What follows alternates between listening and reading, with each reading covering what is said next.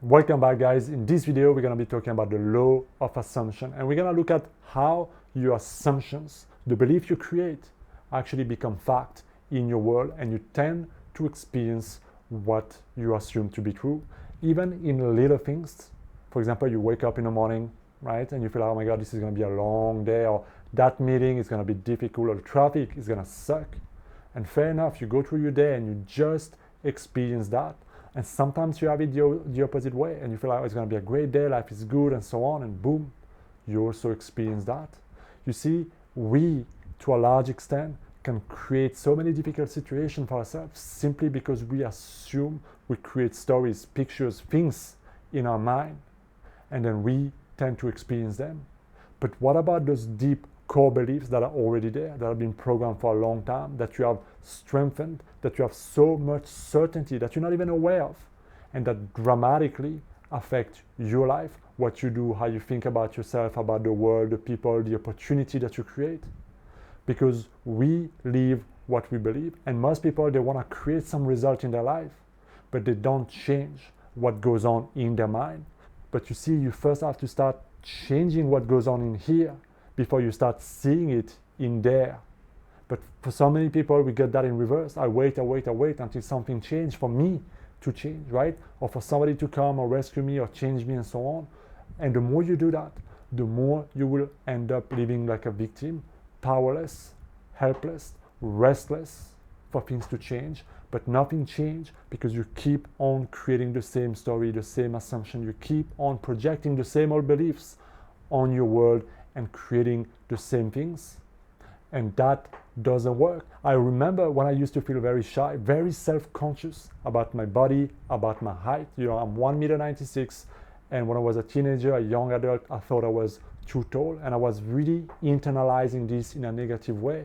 And it was a part of my self-image, it was a part of my, personality, you could say, right? So not only I was feeling this way, I was trying to make myself feel small and be small and hide. But when I would see girl, look at me in a certain way or giggle and so on, I would take it so personally. I would become very defensive or very embarrassed.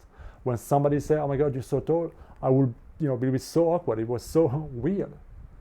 All of this was because of that incorrect belief I had about my height, about my body, about myself, that was creating all those situations.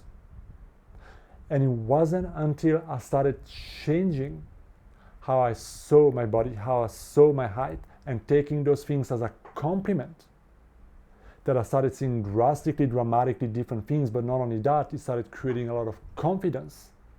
And I started acting in a confident way, and it started creating far different results. So you see, the movement first had to be initiated by understanding that I perceived myself incorrectly, and that I change that perception, because perception equals creation. If you keep believing that money is hard, there's no opportunity out there, I'm ugly, I'm fat, I'm stupid, I'm this and that, whatever the stories may be, whatever those core assumptions might be that just float in your mind, if you keep on believing in those, if you have so much certainty and convictions in those, I guarantee you, you will keep on finding evidence or creating evidence and experiences to validate those beliefs. And then you'll be like, see, I told you so. And it becomes a self-fulfilling prophecy. So we gotta first reverse engineer. And this is why it can be so difficult at first, because when you believe something so much and you never really questioned it until you awaken and you were like, oh my God, this is just, when did I decide that? Who told me that?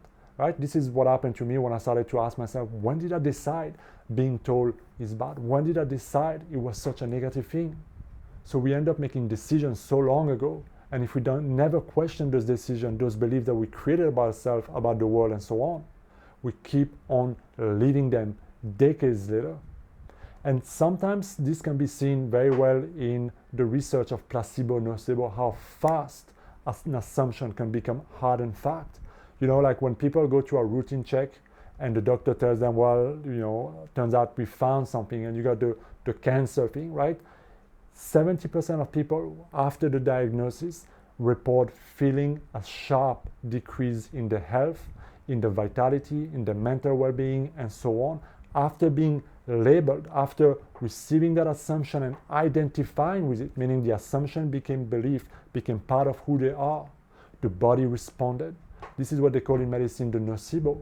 But sometimes it's in reverse. You know, they give them fake sugar pill with nothing inside, and they tell them a great story about how powerful this new drug is, and they believe in it, and they respond to the treatment, to the fake treatment.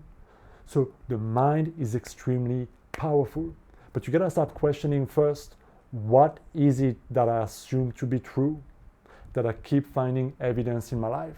See, people are a certain way, money is a certain way, opportunities and this and that, and I can never catch a break. All these stories that you may be unconscious, unaware to now, have to become conscious. As Carl Jung said, as long as you don't make the unconscious conscious, it will continue to direct your life, and you will call it faith.